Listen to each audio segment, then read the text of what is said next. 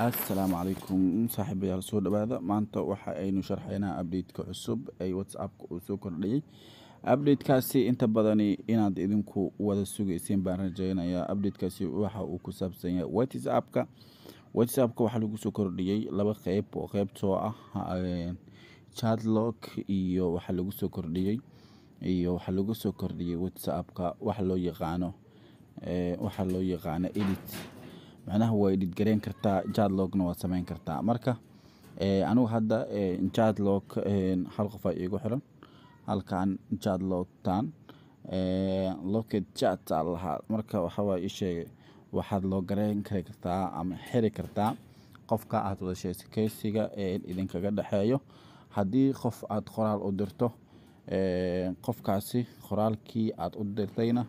waa edit gareyn kartaa oo dib waa u sixi kartaa insha Allah barnaamijkaas isla fiirin doonaa soo dhawaada waxaan ku dhufanayaa qofkan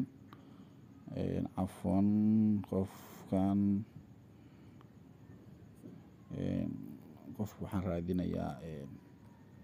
okay waxaan iskaga dhufanayaa qofkan ku dhufanayaa qofka markaas sidaan ugu dhufato waxaa ku dhufanaysaa qaybtiisa profile-ka guud qaybtiisa profile-ka halkan aad ku dhufanaysaa qaybtiisa profile-ka halkan aad ku dhufanaysaa markaas qofkaas ugu dhufato ka gadaal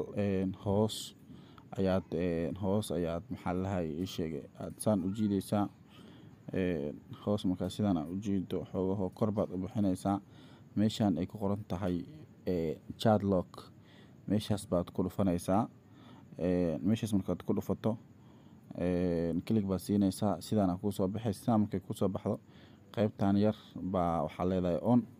qaybta markaad on tiraadaan ka gadaal wuxuu ku soo bixinaa ama wuxuu ku leeyahay confirm finger ku xiro ku leeyahay ama pattern ama adigu markaas password-ka kugu xiran wuxuu ku leeyahay aan hadda finger kan ku xirana waa igu xirmay already hadda qofkaas wuxuu ii galay chat log-ku ii galay aan ka soo baxo guud ahaan qaybtan ugu sareyso waa u jeedaan Soomaa qaybtan ugu sareyso oo locket chat macnaha waxa ku loo gareysan qod sheekaysi qaybtaas ku dhufanaa ka gadaal finger-kii aan dib u taabanaa marka finger-kii dib u taabto already qofkii markaasi aan soo maxaan ku raadayay intuu igu jiraa oo aan wada sheekaysigii soo qortay marka qaybtaasi waa sida oo intaas ay ku dhan tahay haddii adiga oo log chat-kaas marka profile-ka qofka aad gashay aad ka weyso update u dir wuu ku imaanaya insha Allah hadduu weli ku soo gaarin ku soo gaari doonaa laakiin waxaan rajaynayaa dhammaan in markaasi